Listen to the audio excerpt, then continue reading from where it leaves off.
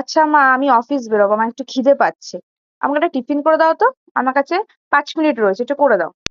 আচ্ছা দাঁড়া, 5 মিনিটের মধ্যে করে দিচ্ছি।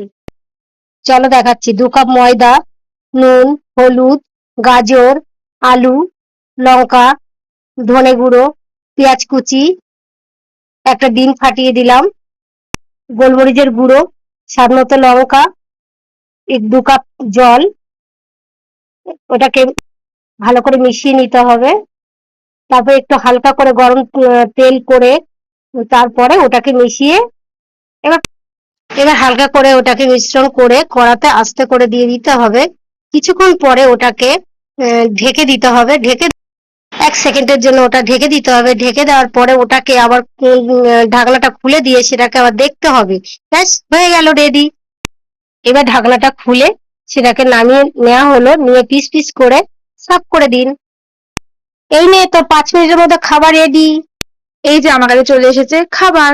এবার খেয়ে দেখি কেমন হয়েছে। হুম। হ্যাঁ, ভালোই তো টেস্ট হয়েছে। মা, তুমি হেভি রান্না করেছো তো।